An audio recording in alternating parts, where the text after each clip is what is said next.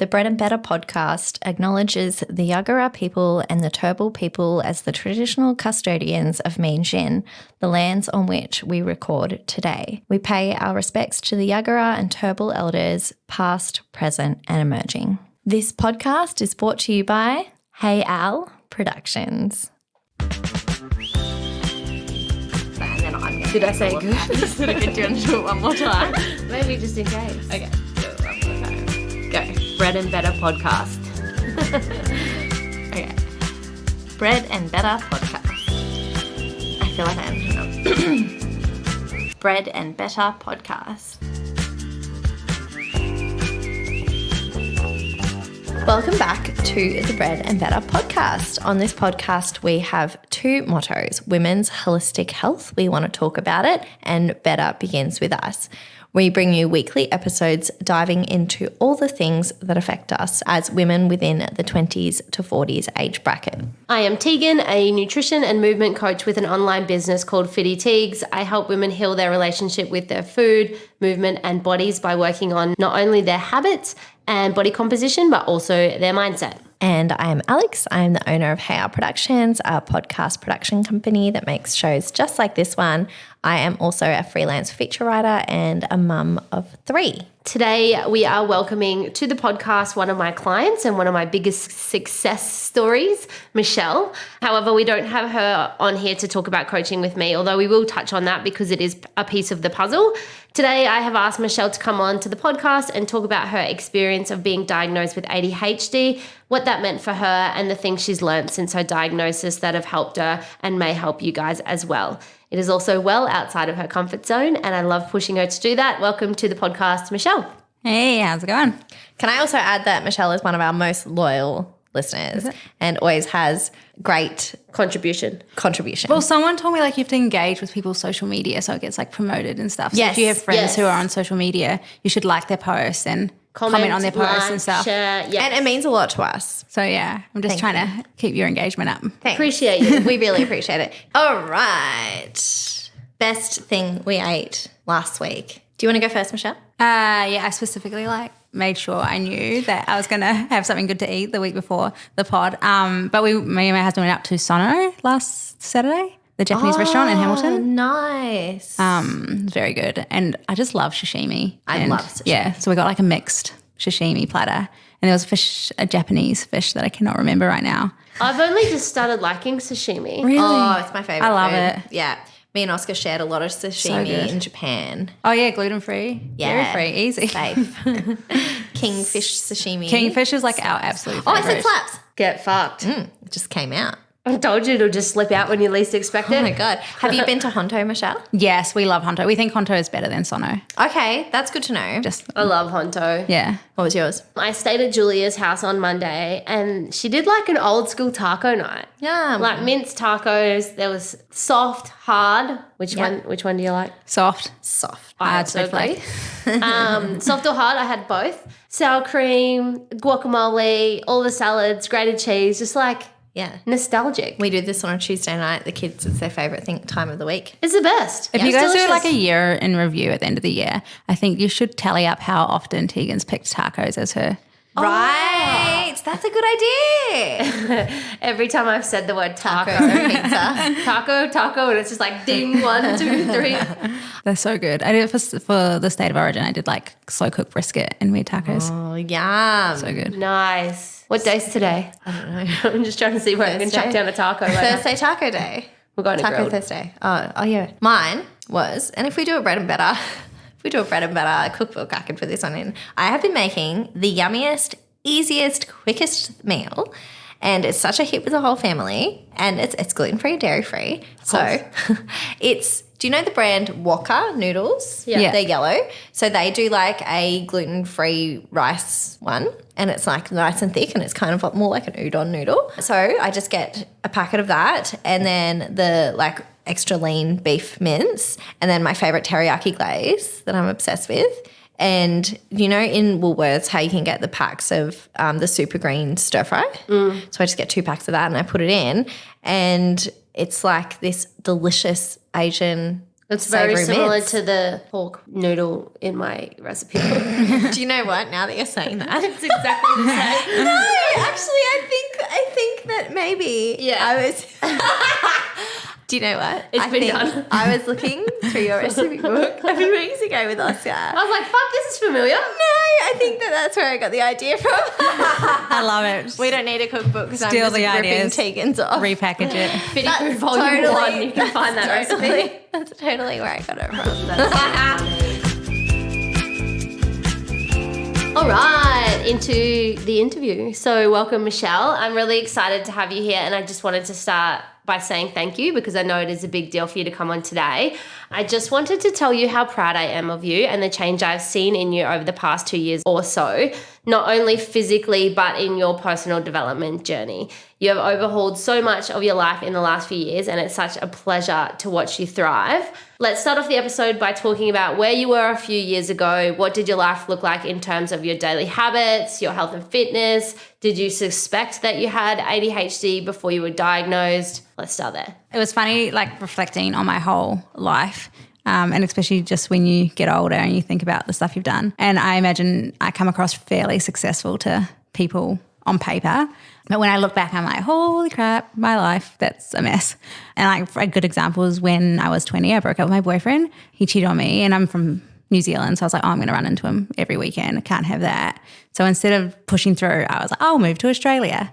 So between me breaking up with my boyfriend and moving to Australia was like 4 weeks. And like Out of sight, out of mind. and I did it like by myself. I didn't have anyone. I didn't know anyone in Brisbane. I literally just applied for jobs. I got a job in Brisbane. Boom, I'm moving to Brisbane. And lots of people are like, oh, that's so brave. And now I'm like, was it? Or was it ADHD impulsiveness? So yeah, and I was always late to things. My husband has to pay our bills because I'll forget. I'm a real strong, independent woman too, Alex, don't worry. I had a poor relationship with money in my early 20s. So I always knew that I needed to build better habits. I always bought a new planner every year. I would try and lose weight and I'll do short-term solutions like an F45 challenge or, you know, really restrict my calories for a couple of weeks and then it'd get too hard. So I'd go back to just eating whatever.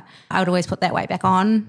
I never really focused on eating well or building a good relationship with food. I've always played a lot of netball, it's something I do a lot of, but you can't out-exercise diet, and I never really concentrated on making sure I was eating the best way for my exercise. Then in March 2022, I changed roles at work and I went from a real reactive problem-solving role where most work was completed that day, and then I moved into a role where things had to be managed over a few days and complete tasks over longer periods, and it was really tough for me. And I went from feeling really, really good at my job to feeling like a fish out of water. And I've been in the same company for 10 years. So I thought I knew stuff. And then all of a sudden I knew nothing. And I just really struggled. So Is that because you could like manage to get everything else done within a day, but you didn't have the organization skills to be able to like get things done over a few days? yeah, because I never needed to hold on to stuff the next day. And so and anything that I had that was a problem that had to be solved then and there, I could get the information straight away. While a lot of stuff now is a lot harder for me to get the information straight up, or I'll have to do a lot of back and forth. Yeah.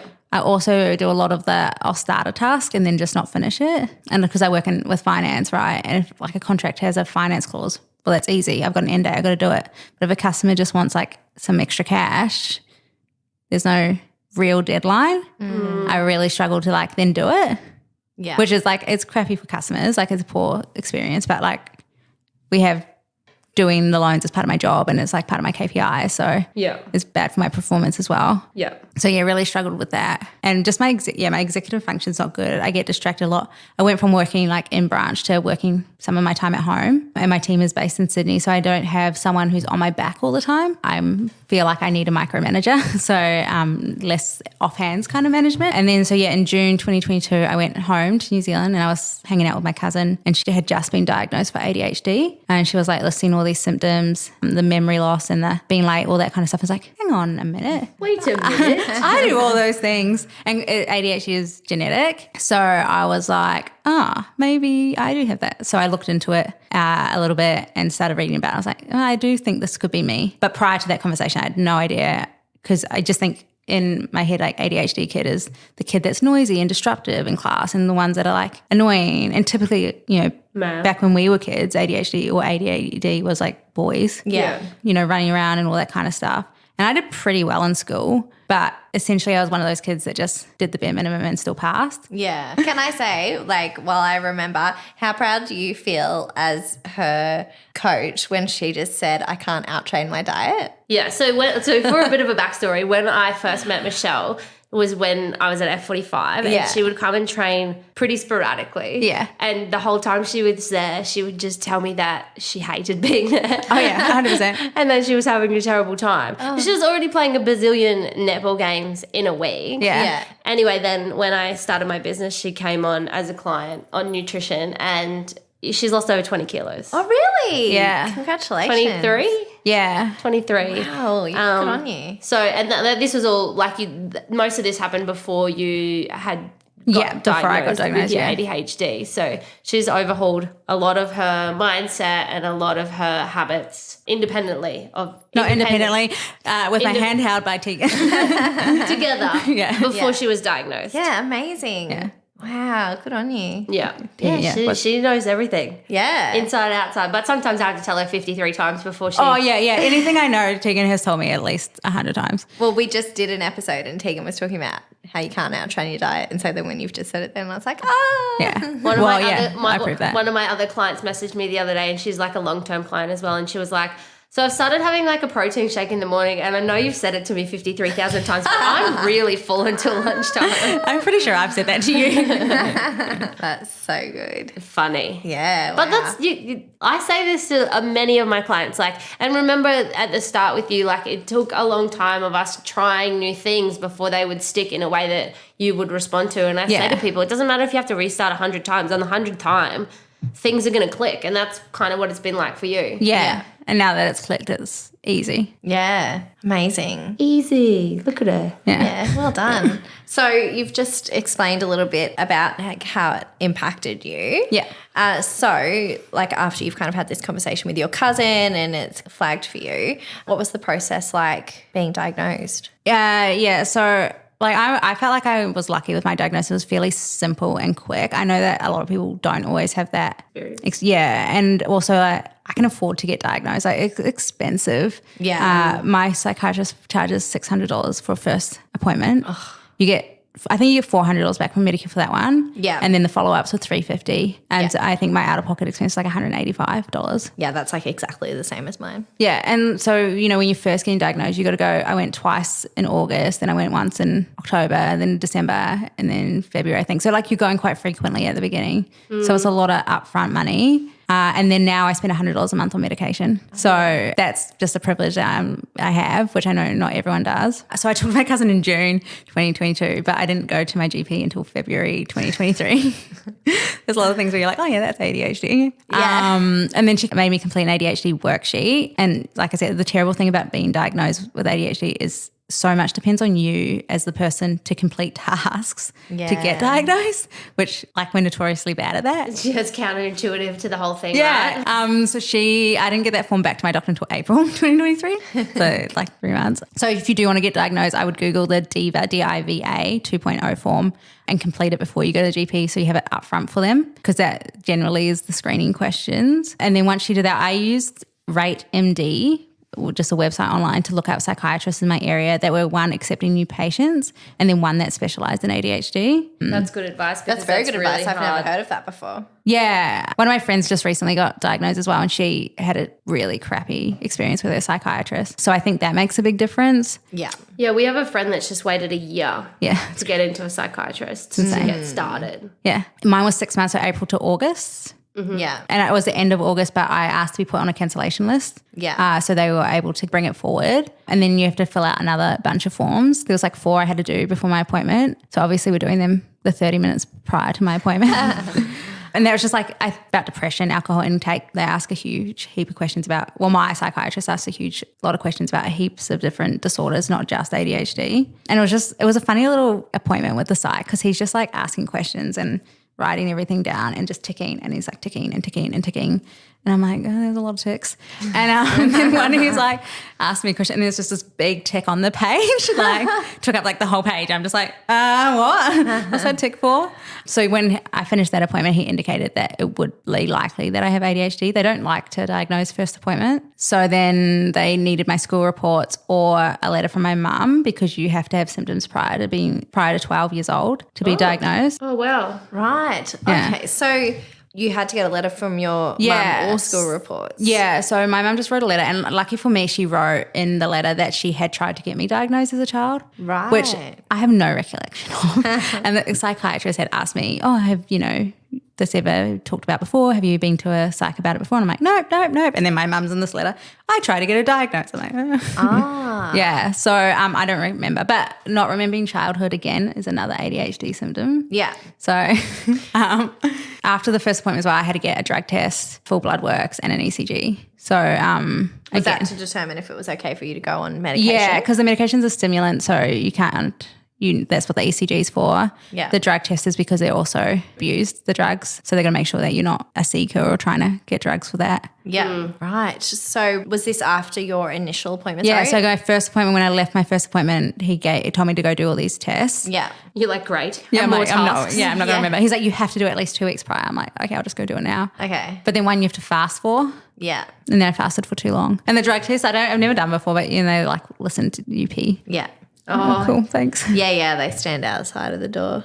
Oh, yeah. Yeah. So did he send you after this first appointment because you had discussed going on medication? Yeah. Okay. And you kind of suggested that that's something you might like to do. So, Yeah. Yeah. I don't know if everyone does the full blood work. It's hit and miss with my friends. My doctor thinks your overall health is important. Yeah. So that's why he did that. But yeah, I'm not sure if everyone gets that. The ECG, everyone I know has had that. I think it's really good to have a doctor that thinks about that. And he like especially talked about like gut health and stuff. And he said that's really important with how to make your for medication to work and stuff like that. That's really good. That is really good. Yeah. You've shared with me before that you thought that you would get the medication and that life would just instantly improve. What was the reality like for you?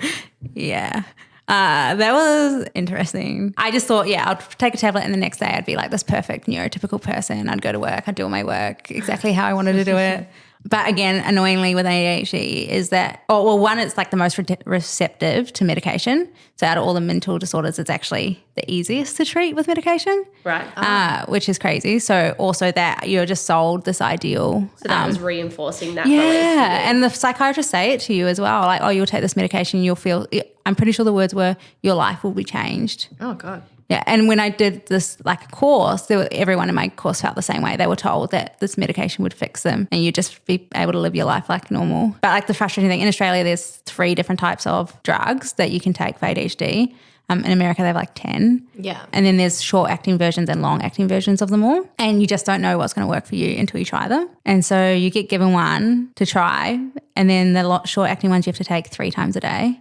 Which is great when you have ADHD. I was going to say, that's hard to remember. Yeah, you can't even remember to take, I can't take the contraceptive pill because I can't remember to take it every day. Yeah. I don't want a baby. That's would be the biggest thing to ruin my life. And I still can't take a pill every day. How am I going to remember this? Yeah. 3 times. Yeah. Yeah. I have an app and it's great and it alerts me and it yells at me until I take it. Yeah. So I recommend doing that. Is this like the alarm app or it actually screams No, at you? it's a medication app. It doesn't. It doesn't scream at me, but it alerts me on my watch. Take your fucking pills, Michelle. Yeah, that's what I need. That would be effective. That is good. And I think Apple has it now built into the iPhone, a medication thing. I Yeah, need to check it's great. And I can make the little tablets look like my tablets, which makes me happy. That's cool. Yeah. My mum is diabetic. Yeah. And she has been diabetic for some time now. And then she'll be like, I forgot to take my insulin. And I'm like, how Yeah, are that'd be me. you forgetting? Yeah. You need to do it before you eat. Yeah, I'd forget.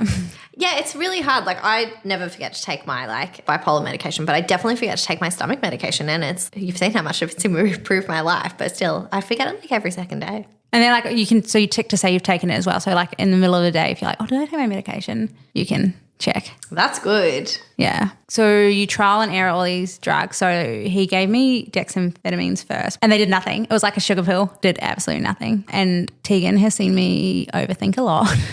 So I like started spiraling a little bit and was saying to my husband, like, maybe I don't have ADHD. I'm taking these tablets and nothing's happening. And he was just like, you clearly do have ADHD because if you didn't, you'd be having a high. You'd be wanting to party. Yeah. I was like, oh yeah, fair call. Yeah. So then after that, I tried Ritalin, which I hated. It just made me so sad. It was such a weird feeling as well. It was almost like someone told me a friend of mine had died, but not like a super close friend, just like someone you'd be sad about, but probably wouldn't go to the funeral. Yeah. It's just like a cloak of sadness. And I'd just be driving, I'm like sad. And I'm like, what the hell? Wow. Yeah, it was the weirdest feeling at all. And I didn't even finish the whole amount of time that the psych wanted me to try it for. I just called him. I was like, you need to change this. I cannot handle it. And then from there, I changed to Vyvanse. But one of my friends is on the long-acting Ritalin. She's no issues. Yeah. So just depends on it depends on you. And then the Vyvanse, and then I've got a second tablet called Intuitive, I think, which is not a stimulant. And not many people get it. They don't really know how it works for ADHD. So that has been working for me pretty well. I've been doing that since maybe January now, so quite a while. So I can manage my day. I feel like my brain is way quieter, which is hard to explain. But I get you. Yeah, it's just way, way quieter. And my husband can tell if I haven't taken my medication. If I miss a day, he'll just be like, oh, have you taken your medication today? And I'll be like, no. And I'll just not be able to finish a sentence. I'll just start it and just go on. Yeah. And he's like, you're going to finish up? No. And I make more sense when I talk, when I've had the medication. I'm really good at having most of the conversation in my head and then telling people just the last part of it. Yeah. And they're like, where'd you get that from? I'm like, oh, yeah. Do you ever do the thing where I'm not sure if I've said the thing out loud or just in my head? I do that all the time. All the time. Yeah. And then you'll say it again and someone will be like, you just said that. And you're like, fuck. Yeah. And I'm like, no, did I? I feel like I did that before and I was like, have I told you this before? I just always have to check because I do that so I'm repetitive at the best of times. Yeah. Telling like someone the same story like 10 times. Yeah. One of my new friends is like, she does this thing and she's like, jar, and it's if I've already said the same story. You have a lot of friends. It's hard to remember who you've told. Right? Exactly, yeah. And I've got about 4 stories and they're on repeat. I'm a storyteller, so I'm always like, blah, blah, blah, blah, blah. Anyway, we've made Michelle lose her place. Keep going. That's Sorry. all right. You were saying about finishing your sentences. We cut you off. That should also, though, be a green light, red light of whether or not you tell someone they've told you a story before or not, or just let them tell you the whole story again. I just let them tell me the whole story again. Yeah, 'cause same. I feel bad. That must be exhausting if you're friends with me. So, yeah, now I'm also more aware of something. If I do something, I'm like, oh, that's ADHD. I don't necessarily stop doing the thing. And I think you and I talked about this week, thinking about knowing what you need to do and then implementing it is like 2 different things. Yeah, integration we're talking about, yeah. So, yeah, I can identify. But the whole process of sorting out the meds and stuff was hard. And about 1 or 2 months in, I couldn't find my laptop charger, which is going to make me sound ridiculous. And it was Apple. So, I don't have anything else that's an Apple charger for my laptop, and they're expensive. So I was really upset that I couldn't find it. And losing stuff is big for ADHD people. So I've lost a lot of stuff that's expensive over my lifetime. And I just started sobbing like uncontrollably. The biggest amount of crying I've ever done, I feel like. It was just hardcore crying. Aww. And my husband's just like, what the fuck is going on here? Like, what should I do? And I'm just like, what's wrong? Like, it's just a charger. It's fine. I'm like, I don't get it. Why am I still losing stuff? Like, I know I have ADHD now. I am medicated. Why am I not better? Like, why is this still happening to me? So that was big and like a really hard mindset change. Like, just because I'm medicated doesn't mean all of a sudden my life is it wasn't the life-changing experience that they sold to you. Yeah. And but then when I did mention to my psychiatrist that I didn't feel like I was improving my executive function, which is the biggest thing for me and my work, and I really struggle to stay focused on tasks, he was just like, well, yeah, medication doesn't stop 35 years of bad habits you've learned. You have to unlearn that. I'm just like, what? What do you mean? Like, you want me to work on myself? I don't want to do that. You're like, this again? Yeah. Just thought I was going to take some medicine and be better. So then from this point, when you spoke to your psychiatrist, did he recommend to you the course that you did? Yeah, so the psychiatrist I see is at Belmont, and there's a 10-week managing ADHD program at Belmont Hospital, a CBT, cognitive behavioural therapy program. So he recommended that, and it was covered by my health insurance, my hospital, because they treat you as a day patient. Right. Yeah. So that was great because that was $185 a week that was charged to my health insurance. Sorry, that's with hospital cover, not with Hospital extras. cover, Okay. yeah. Yeah, because he asked me like twice. I was like, no, I don't have that in my cover. Yeah. Thinking my extras. And then I was like, wait, hang on a minute. Maybe it's in my, Hospital. yeah. Yeah, I didn't know this. And Yeah, you me neither. obviously, and this is what I wanted to get you on to talk about because you've gotten so much out of this course. Yeah, and it was definitely a lot better than reading stuff online and Yes. doing that kind of stuff. And like one of the big things, the benefits and stuff was just also being in a room of people that have ADHD and are experiencing the same things as you. Yeah. Like-minded people. yeah. Like peers. Yeah. And I think that's the other thing to reflect is just like, you know, people see ADHD as this quirky thing, and there's like all these fun Instagram profiles that are like, this is my girlfriend with ADHD. And yeah, and it's just like, well, no, actually this is debilitating for some people. Yeah. Mm-hmm. So yeah, and that was good. And it was good being like, oh, I did this, is this weird? And they're like, no, I do that too. So that was good as well to be in a room full of people who are the that's same. amazing. To get a bit validated. Yeah. Yeah. Feel better about myself. So what did you learn? So I learned a lot.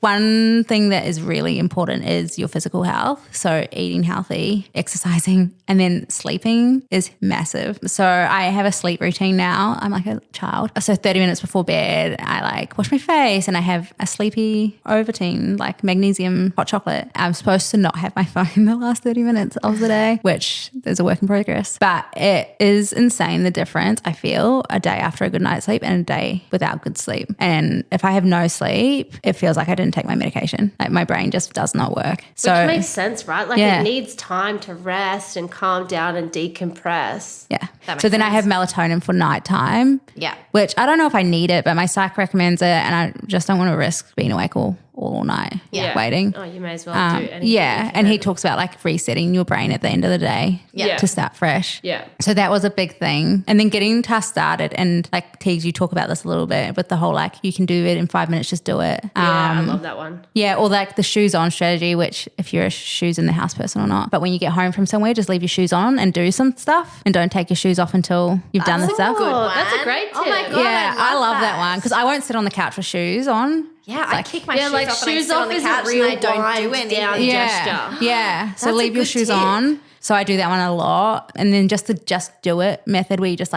do it and don't think about it. Kind of like Mel Robbins talks about the 5-second rule. rule. Yeah.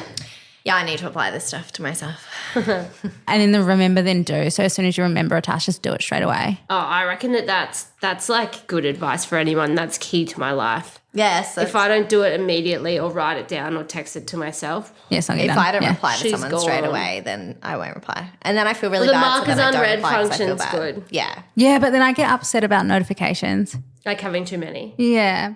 But How many people are you ignoring? a lot. The psychologist said you have to get better at being uncomfortable. Yeah. Like you have to learn to be uncomfortable, which is funny as well because my psychologist said to me that I will often make myself uncomfortable to be polite.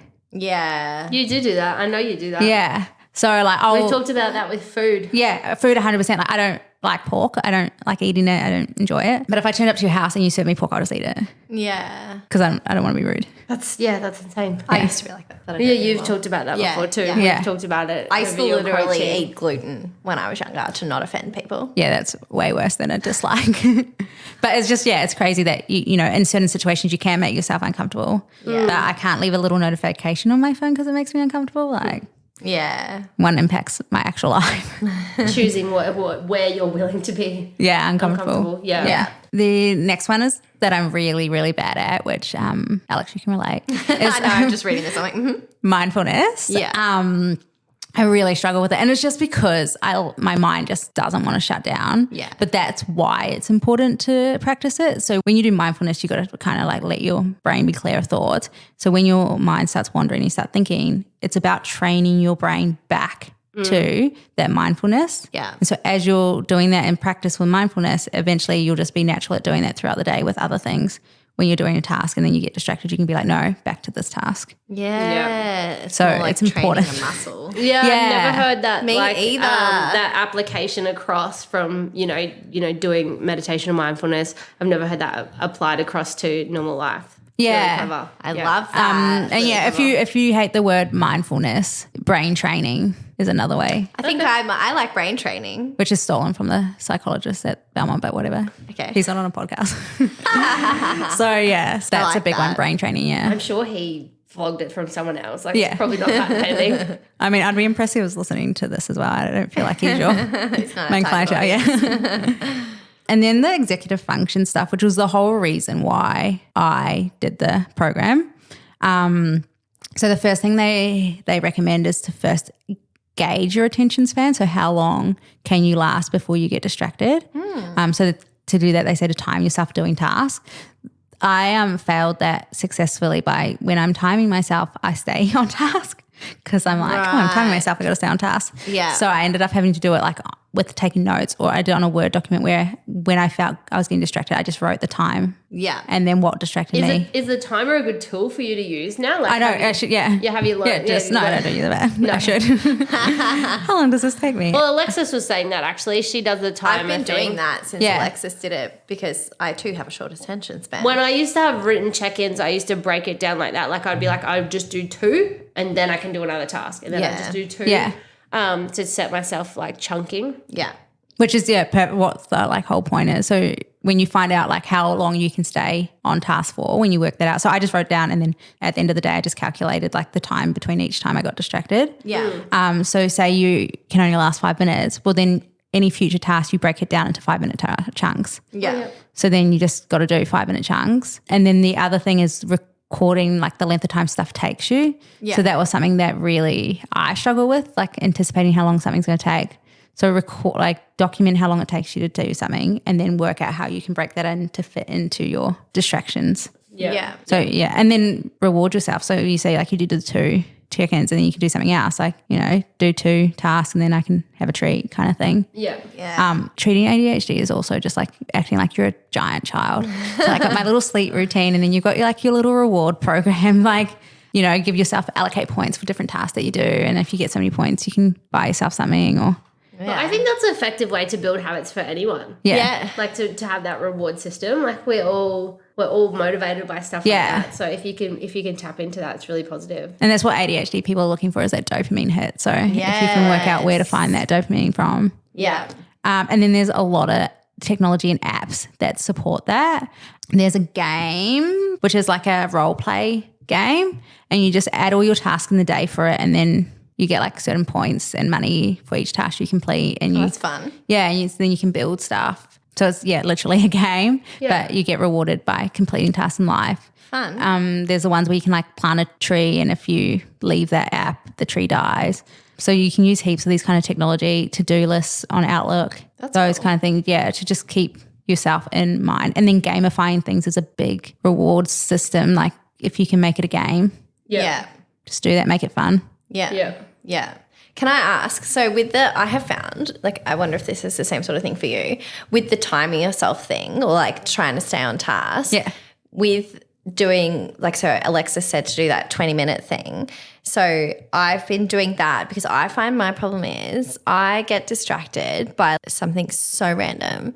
I can't even tell you. Like something weird. Like I'll see like some actor that I know from something, and then I'll spend like so long, I didn't want to tell you, like Googling every single thing that's ever happened to them ever and who they're related to. Yeah. So now I found that like I also set like a timer for that for myself, that's like a good for my idea. distraction. Yeah, I used to do like 2 check-ins and then I'd give myself 15 minutes of reading a book. Yeah. Well, I mean, that's a lot more normal, but I will give myself like, like 10 minutes I'll to give go myself on my 43 hours to research their life. to go down a deep, unnecessary rabbit hole. Yeah, and the other thing, like the psychologist talked to about was, I always want to start things on a whole hour or a quarter past hour. Yes. Like I'll do it at half past, and then if you miss half past, you can't do it. He's like, that's me too. he's like, that's your rule. You just got it. Like you can just ignore that. I'm like, oh, can I? That's not a real You're thing. like, but I've always been doing it. Yeah, so that was a big one that I try a lot. I'm like, no, you don't have to wait till half past. Just go do it now. Yeah, that's a good tip. And the problem I also have at home, if I work from home, is that I'll get distracted by tasks around the house.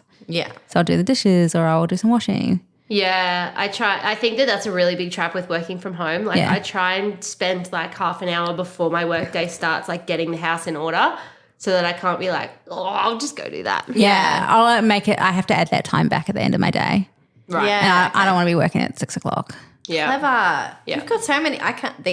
We're going to have to do like an entire post of just like Michelle's tips. All the tips. Yeah, this is great. All of these rules I have. Yeah. Yeah, the course sounds fantastic. It sounds brilliant. Yeah, it was good. And then they do, they do topics after. So like next week is about working with ADHD that are all included that you can attend. Yeah, Wow. On a Monday night. But I did mine. I was really lucky with my work. So I sent an email to my boss. I took all day to write this email. It was very detailed and it was explaining how much this course would benefit me at work.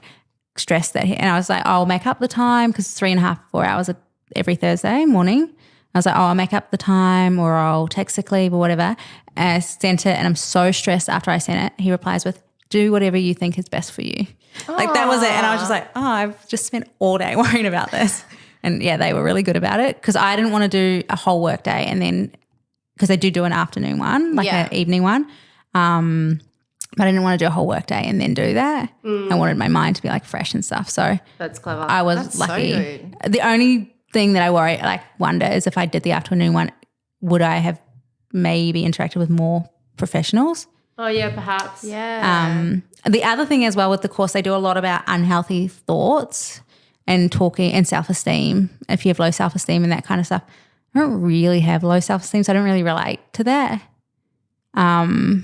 Like I don't sit there going, like I'll have a crappy body Image day. Yeah. Which is normal. but I'm never sitting there thinking I'm useless or any kind of thing like that, which a lot of ADHD people do struggle with. Right. So they do talk a lot about reframing negative thoughts. We love. Yeah. Very much. This sounds incredible. Until I knew, like from having to go to Belmont for an appointment, I didn't know that there was even courses you could do for mental illnesses. Yeah, I'm me so neither. sure that people listening to this are going to have no idea. Yeah. Yeah, that's and so good. like if you don't want to do a group therapy, you can talk to your psychologist. You can book with a psychologist about doing a CBT with them, exclusive, just you and them. But it is like time, it's 6 to 10 weeks or something to learn these kind of habits. Yeah. And needs time. it costs money. Yeah. Yeah. Yeah. So what have been the biggest game changers for you in terms of managing your ADHD? So, I mean, like as I mentioned before, my psychiatrist was really big on like physical health is crucial for mental health, and that you have to have be healthy and have a healthy body for treatment to work. But I had already sat with Tegan to work on my health in January last year. So, and this is not paid advertising for Tegan. I'm doing this for free. Did you only start in January last year? Yeah, January last year. 20 kilos in 18 months. Yeah, it's pretty good. And like, 3 overseas holidays? Yeah. Christmas. I'm 4 overseas? so impressed. Yeah. Yeah, Smashed it. and 22 kilos and not gonna I'm gonna keep that off kind of thing. Like it's not just like I've lost a bunch of weight and then in 6 months time I feel like I'm gonna put it back on. Yeah. Like you've changed your lifestyle. Yeah, and She has. Yeah. Tegan will know that I'm bad at tracking my food. I'm bad at completing my check-in forms. I think I've done 1 in the 18 months. I love the Zoom setup. But we pivoted it to make it work for you. Like we Yeah. jump on the Zoom call every fortnight. Yeah. And we go, this is the one thing you're going to do in this week ahead. And I can give you one task and you can go and apply it really well. And then when I have like a huge meltdown that I love to do every so often, I just like rant at Tegan in the app. It's been a while. You must be I've been due. good, eh? I've been really good. But yeah, I'll just like rant to Tegan and then she'll just come back and be like, oh, stop being an idiot. That's not true. And I was going to say she says it nicer than that, but no, she doesn't. She just will be like, you're being a dick or that's not true. But also very good at reframing, or if I'm really struggling with something or I just don't think I can do something, Tegan will say, oh, why don't you do this instead? And there's a lot of, the food thing has been a big change, and I feel like I'm at a place now where I can eat quite intuitively without it taking a lot of mental effort. And even quite recently, my husband's nephews moved in with us and we were talking about something and I was like, oh yeah, that's 300 calories or something. He's like, oh, is it? Like, does that make it harder for you to eat and stuff? I'm like, no, that makes it easier for me to eat. Because I'm like, oh, cool, I've had, 1,500 calories today. I can go have an ice cream or I can go do this. Yeah. So I feel like I have way more food freedom. Yeah. and then I'm more conscious on the food I'm eating is actually helping me do the things I want to do for that day. Yeah. So eating protein, which took a while to get in the habit of, and then like carbs before I exercise and then protein afterwards. So even those little things has been good to learn. So I feel like I'm just healthier now. Yeah.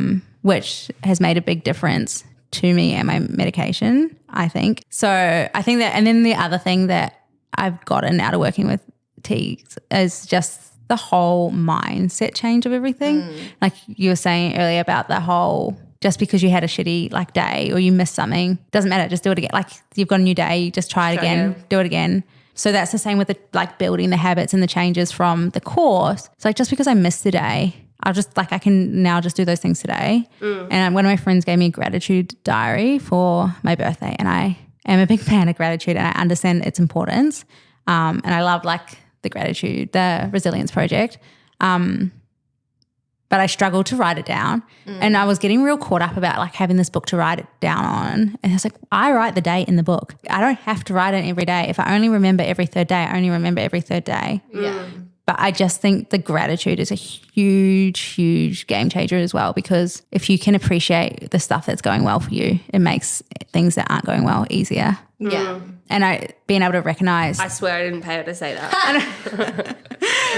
And the same, like there was never, I never felt like a time I couldn't go to Tegs if I needed something as well. Yeah. So having just that extra person to support you was like been great. And once I got diagnosed, I felt like I'd already done a big chunk of the journey already. Yeah. And because of all of that, I started to flag, oh, that's an ADHD thing, that's an ADHD thing. I was like, oh, hang on a minute. So I'm not lazy, I'm not incompetent. It's just like I've had this thing in my life that's been impacting me. So that was good as well. Yeah. And I think maybe for you, from what I've seen from my perspective, is like the habit changes don't seem so overwhelming for you because you've already changed habits before. Yeah. So you've already got evidence that you're capable. So you're like, okay, well, now I've got to bring in a sleep routine, but I've already overhauled my nutrition. Like I've already done these things. So I've got evidence that I can do that. So it kind of like all flowed on quite nicely, didn't it? Yeah, it was perfect. Like the timing was great. So yeah, if you want to get diagnosed, just sign up with Tegs like 8 months prior. And like even when you say that with the sleep routine and stuff, like the building the habits, because with the reframing of negative thoughts in the course, they talk about that, like what evidence do you have that shows that? So when you think like, oh, I'm useless, or, you know, I can't think of an example, but like if you're colouring in and you colour outside the lines and you're just like, oh, I'm useless, I coloured outside the lines. You're like, yeah, but 90% of the time you don't colour outside the lines. Yeah. So it's just reframing that kind of thought process. And I feel like I'd done a lot of that work already with Tegs. So that made a huge difference for me. Oh, amazing. We've done good stuff together. Yeah. What tips would you have for someone that thinks that they may have ADHD? Well, like there is 1,000 things online and tests online, and like you can just play with them. They're obviously not going to give you a diagnosis, but it can kind of reassure you to be like, oh, maybe there is something there. And it's also to note, like I had a friend that went to go get diagnosed and she did end up getting diagnosed with just anxiety and stuff. So a lot of symptoms overlap. So it could also be open to like other diagnoses. Which is going to be positive. Like if you go in to think you're getting diagnosed with one thing, you get diagnosed with something else, it's going to be positive to know what's going on. Yeah, just knowing I think is the biggest difference. Yeah. And I just think also be very careful with social media. And you get a lot, my For You page has got a lot of ADHD things in it. And some of it's funny and some of it's good. But I was often watching them and be like, oh, I don't do that. Yeah. Oh, maybe I don't have ADHD then.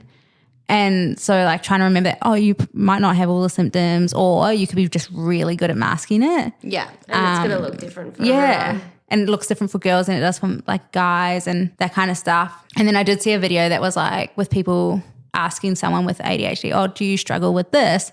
And the person's like, no, I don't have a problem with that because I have this system instead. I was like, no, that's the problem. Like you shouldn't actually need a system in place for that thing. Yeah. Therefore, like maybe there is something there. So also trying to unpack stuff like that, like thinking, oh, maybe I do this because of this. Yeah. And then the other resource I think is great is Russell A. Barkley. So he's a like absolute goat when it comes to ADHD. I'm not sure that's right terminology for goat, but there's no other way to describe him. He has a book called Taking Charge of Adult ADHD, which talks to you about getting diagnosed and stuff like that. And then he has a heap of ADHD videos on YouTube that you can just watch. Yeah. There's a lot on ADHD on YouTube. But if you're looking for someone specific, I would definitely go for him. He spent years researching it. Yeah. And the other thing is I've read quite a lot of different kind of books about it, because there were some things where like the rejection sensitivity disorder where it's like, I was like, I don't have that. Yeah. And then He literally said to me yesterday when we were like jumping on our call, she's like, why do I always feel like I'm in trouble? yeah, I always feel like, and I always feel like people hate me if they don't like respond to my text message. Or we had my last netball game of the season a little while ago, and everyone's like, oh, we'll go for Mexican afterwards. And I'm like driving in my car to Mexican. We've literally just left the netball course where everyone has said we're going to Mexican, and the whole drive I'm like, oh, no one will be there when I get there. Oh. And I'm like, that's not, and I said that to my friend. She's like, yeah, that's weird. And I was like, okay, cool, awesome. So you might not recognize symptoms yourself. But after doing research, if you do want to get diagnosed, you have to get referred to a psychiatrist. So you got to go to your GP for a mental health plan, and then only a psychiatrist can do the diagnosing and the prescribing. Yeah. And eventually you can go back to your GP. But if you don't want to get diagnosed, I think that's okay too. And I think if you have systems in place that work for you, great, keep doing what you're doing. I just really felt like I want to get diagnosed because my systems started falling apart and they stopped working for me. And that actually happens to a lot of women after they have kids. So they like have all this stuff in place, and then they have this little gremlin come along who is like, screw you and your system, I'm going to do my own thing. Yeah. And they fall apart. Yeah. And then my psychiatrist also mentioned that a lot of people got diagnosed post-COVID because like once you got rid of that normal structure of going to the office and doing work, you're like, All oh, their systems fell apart. yeah, I don't know what I'm doing now. Yes. Yeah. Okay. What tips would you have for people that are about to get or have recently been diagnosed? I think you have to have a good support network. Like I said, I've been working on myself a lot prior to the diagnosis, which has helped. And I've just realized over the last few years, I don't want people in my life who don't make me feel better after spending time with them. I don't want to be exhausted after spending time with you. I had a friendship end in the end of 2022, and I didn't realize just how negative she was and how interacting with her made me feel bad, and she always tore you down. And like one of my friends lost a bit of weight, and it was always like, oh, you going to F45, like that's so rubbish of you. And it's like, well, no, she's better in her life. She's got something going for her. But it's such a maturity thing to realize that you're like, fuck, I do not want to spend time with these people anymore. Yeah. And I just think a lot of people who are pulled down other people and tear them down just have low self-esteem. Yeah. And I don't want to be around. I want people who make me feel good about myself. I want people who celebrate my successes without it being bad for them. Like we can both be successful. Yeah. 100%. Yeah. Like there's no reason. This. Yeah. I can celebrate you. You can celebrate me. My success doesn't take away from yours. Yeah. And success looks different for everyone as well. Yeah. Yeah. So, if you make it through the week and you brush your teeth every day, and that's success for you, awesome. Like, Oh my God. let's celebrate that. Yes. That's good for you. So, yeah, those are the kind of people I want to be around. Funnily, neurodiverse people attract neurodiverse people, apparently, according to the stuff I've been reading. And so I actually had a few, like 3 or so friends get diagnosed around the same time as me. So that was good because we could compare notes and be like, oh, what? You got told that? We got told this. And because it takes a while to get diagnosed and it's not a quick fix. So if you have these people to depend on, helps. Yeah. And then the sleep, the diet and the exercise is just so important. And I know that's important to everyone. I don't think it's just an ADHD person thing. But if you want to improve your life and if you want to be better, you just have to sleep, diet and exerse. Yeah. There's no quick fix. Yeah. That's the work. So obviously I recommend engaging Tegan for those things. Worked for me. It's just perfect, like support person through the whole thing. And then the last thing, which might sound weird, but I think you also need to like allow yourself to grieve a life that could have been. So I never went to uni, but I don't want to sound cocky, but I'm smart. Like I'm good at maths. I'm just know how to do stuff. So I feel like if I had been diagnosed as a child, that maybe that could have been different for me. Like maybe I could have gone to uni. Maybe I could have been more successful. And like I did mention this to my husband once and he was like, well, you are successful and like most likely more successful than a lot of people that have degrees, which I get and I think is a fair point. But I just think I'm this successful with undiagnosed ADHD, no uni degree, whatever. What could have I achieved if I had been diagnosed? Yeah, that's really valid. Yeah. I 100% understand what you mean. Yeah, and like I just really feel like I underutilize my intelligence. Like there's so much more potential that I just didn't use. And my psychiatrist did say to me, "Oh, what's your plan now? Like, do you want to go back to uni?" And I was like, "No, I'm 36 years old. I don't want to go to uni." But he's like, "Yeah, a lot of people will go to uni after being diagnosed." Yeah, wow. But I was just like, "No, I'm looking for less work, more money." Yeah. Same. Can you work that one out for me? I think putting the way that you just put it, like allowing yourself to grieve the life that, you know, you maybe could have had is such a good articulate way to put it, because it's so often that you're like, I've never heard someone say that in talking about their mental health, and I just think that's so incredibly valid. I've never been able to explain it that way, but it is exactly that. Like, And I think a lot about my relationship with my mother, and it's not the best. And like when I talk about ADHD is genetic, mine's definitely come from my mother. And I just think if she had been diagnosed as a child, like how different our relationship would be. yeah. And one of my friends mentioned like she's only recently diagnosed. Her kids are like 5 and 3. And she'd mentioned being a good mother. And I was like, "No, you're a great mother." And she was like, no. But like I feel like if I got diagnosed before having my kids, I would have enjoyed motherhood more. And it was more about her experience as a new mother opposed to her kids' experience. So yeah, I think it's important to reflect on that and be like, life could have been different.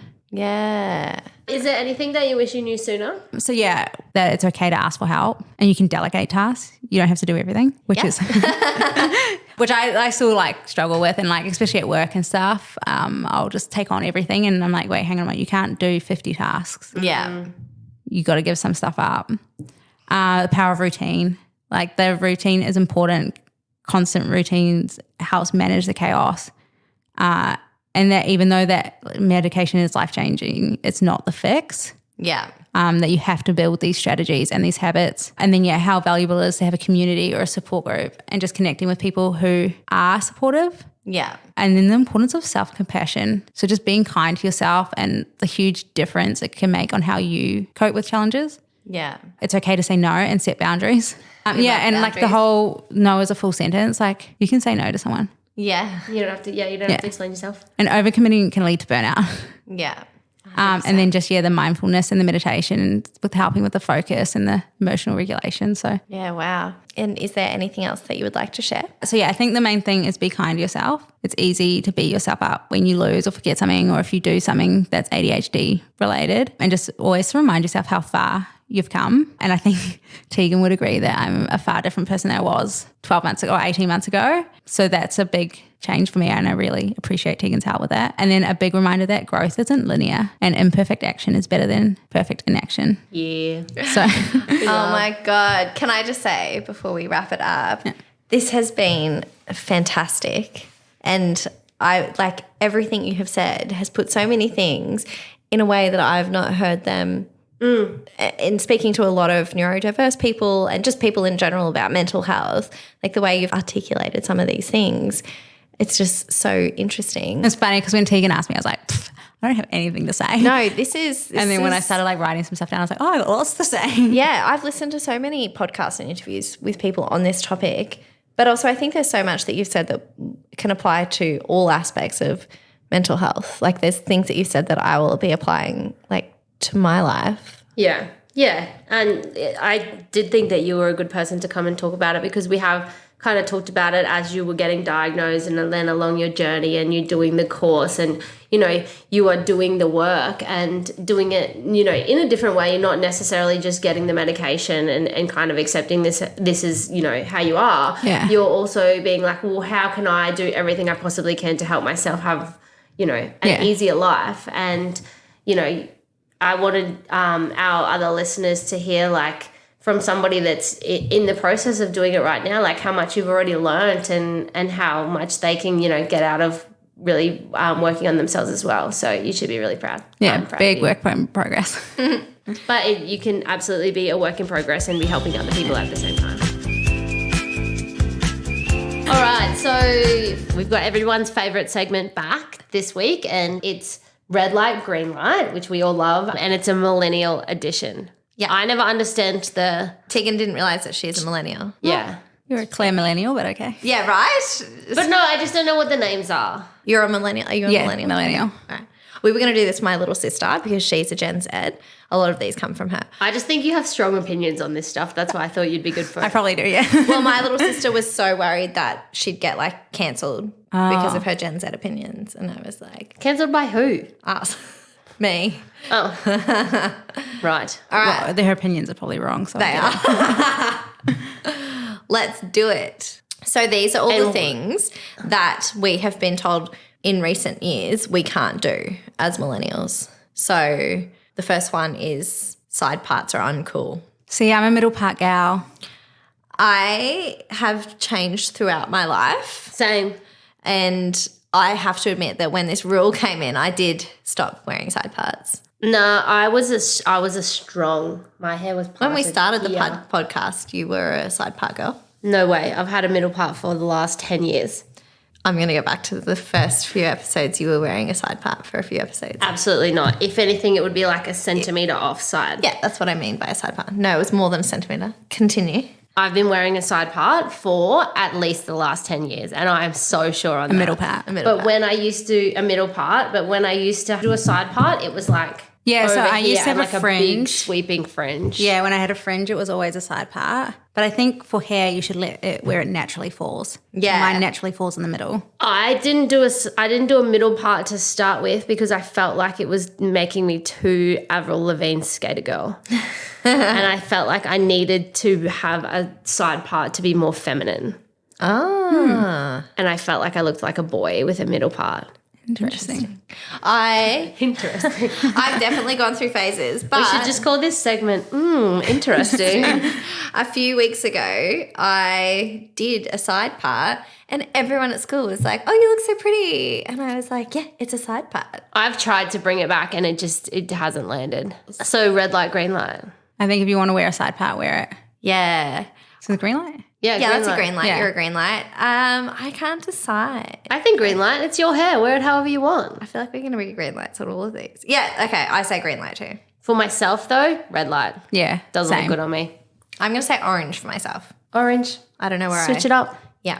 Yeah. All That's right. Ankle socks. fine. Okay. Green light. Green light. Green light. I have horrible calves. And when I wear like any socks that aren't ankle socks, it really, really, really. So is the whole thing that the next generation think ankle socks aren't cool? Yeah, Yeah. they think not even aren't cool. They think they're terrible and lame. But what if you're wearing like...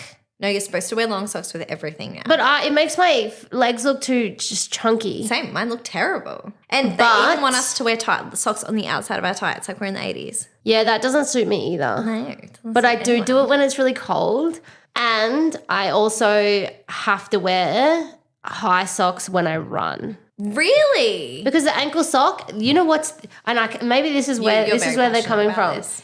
Your sock going down inside of your shoe is one of the worst things that can happen to you. Yeah, I like, agree. that will really fuck your day. Yes. But you can just take your shoe off and put your sock back up. No, but sometimes it's just got like, it's like if the elastic's gone or something and it's doesn't just got a happen to me. mind of its own and it's just living life in the bottom of your shoe. I just make sure I have good quality socks on. Yeah. I wear like Bond socks. They're just sometimes they have a life of their own. So I don't wear I steal whoever's socks I can get my hands on. And today Thanks. Today I've got Magnolia's school socks on. So I hate I'm having wearing socks. ankle socks under my Crocs. No, if I can wear no socks, I would. But obviously that's gross That's for shoes. disgusting. No, I would say- never wear shoes, but I'm like, Sometimes I wear no socks with shoes because I What? don't sweat. I don't sweat. My feet don't That's sweat. fucked up. but don't they feel weird? Nah. Red light to that. I agree. wear Van Old Schools without socks a lot of the time. Huge red light to that. Yeah. So they think that you should wear high socks with that. They think you should wear high socks with everything. What about like a summer dress? Incorrect. No, high socks. They want high socks with everything. When I'm saying high socks, I mean the normal socks, not knee high. No, but yeah, what if you're wearing sneakers with a... So you're telling me I should wear high socks with my Gucci sneakers? Yeah, literally everything. Absolutely Go look not. at a Gen Z. No. No. But, like, even they want men to wear high socks. If Kev was wearing high socks with shorts, he would look ridiculous. He'd look like a skater. Yeah. So not Kev vibe. Okay, so ankle socks, green light. Yeah. Yes. Skinny jeans. Fucking green light for me. I cannot wait for the day that As it's long as they're acceptable not to like, wear them. I mean, I don't want to see your bum crack. I don't want to see. I like a high-waisted skinny jean, and Yeah, the same. day that they come back into fashion, I will never wear anything again. except for that. I have a pair of black skinny jeans that are high-waisted in my wardrobe that I haven't been able to part with, but I think that skinny jeans are out. But if they come back, I've held on to mine. I've held on to my But what sort of Subi top jeans. would you wear it with? A nice top. But like when I go to the footy, I was going to say, you wore skinny jeans when I went to the footy the other day. I think they're great. And They look good with like a t-shirt, a peplum. Wait up. What about thermals under skinny jeans I'd do that. I wear thermals under. in Queensland. in Queensland in May? My pants. My That's probably a pants. red light. I don't even think I had a jumper on that night. My pants are fleece lined. What about your won't friend buy that's like, anything. Michelle's wearing thermals under her jeans and her friend's wearing Birkenstocks and she's like, bro, I've got the dogs out. I love people calling like having their feet out, the dogs out. That is so funny. I'm cold all the time. So I think the other night I went to a PNC meeting and it was at night and it was so cold. I wore stockings underneath my baggy jeans. Oh yeah, I do that all That's the time. wild. I all was the so time. cold, yeah. I think that I'm a cold person, but that behaviour is just strange. Like I'm in physical pain if I'm cold. I hate it. Yeah, I hate it as well. I'll Yeah. wear stockings under my jeans all the time. Yeah. Strange. Yeah. Strange. Well, if your jeans were baggier, they'd fit better. Well, then you can wear tights under them. But like I have a really good hourglass figure. Like I want the skinny jeans to show it off. Same. Yeah, it's a shame because they have been cancelled like by fashion. I'm going to say I'm going red light. They're out. Well, like they are out, but so red light, I wouldn't wear them now, but I'm desperate for them to come back in. No, green light. Full green. Next one. Taking a selfie from up high. It's just good.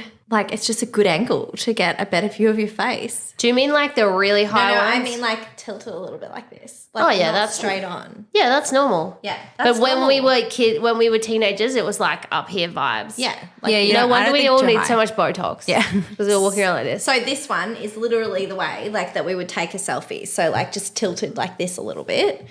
Gen Zers are saying that's not cool. Just like this. Well, how would you take it then? They either take it straight front on with like a wide lens or they ironically do the whole up high thing.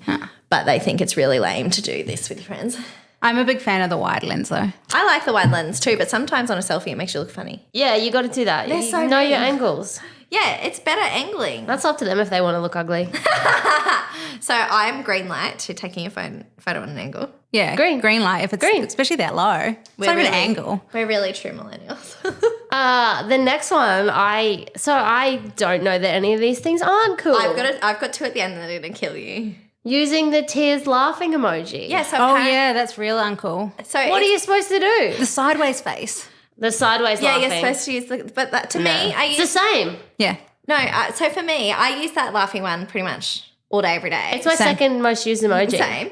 But then I do use that tilted one in like a laugh until, like, you know, if you don't laugh, you'll cry, like crazy kind of unhinged laugh. Do you know what I mean?